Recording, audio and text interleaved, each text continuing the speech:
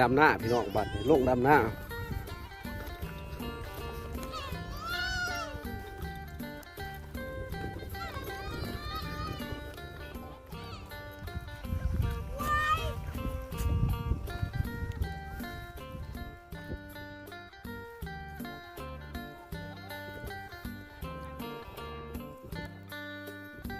ดำบ่เป็นจะว่ากันเด้อมื้อนี้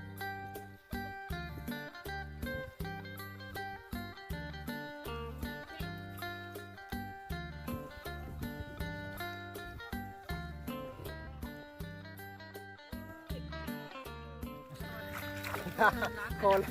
อล้างมาขลังอยู่เออ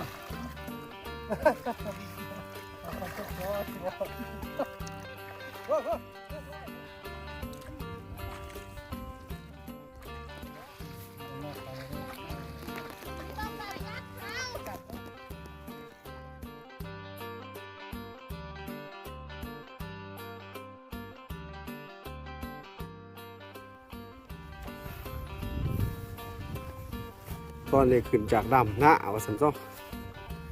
เมื่อย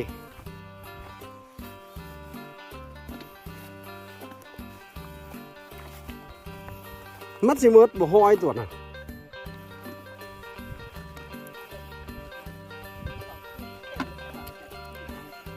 ก็มันกัดมันเลยเนาะ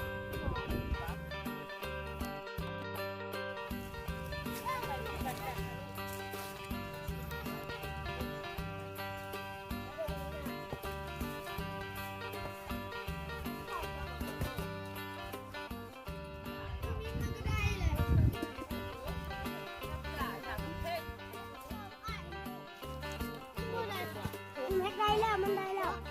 ไม่ได้ส่งมาได้แล้ว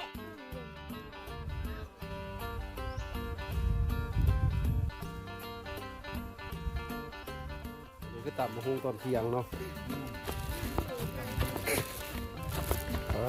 เป็นตะน้ำลายเฮียเนาะ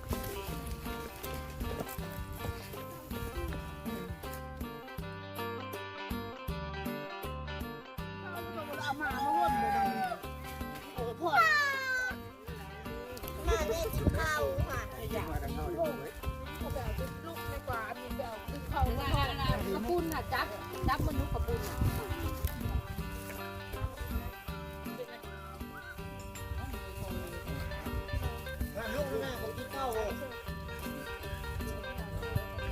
เขาเที่ยงเนาะหลังจากขึ้นดำหน้าแล้ว เอาพักก่อนแล้ว ยับไปไหม เอาจังจำเดี๋ยวจะเจอกับมีน้ำมาพี่น้อง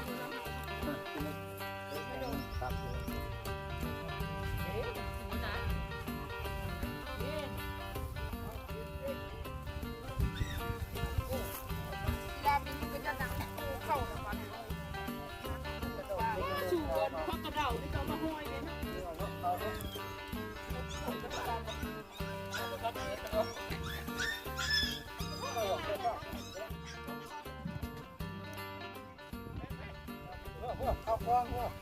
เด้อ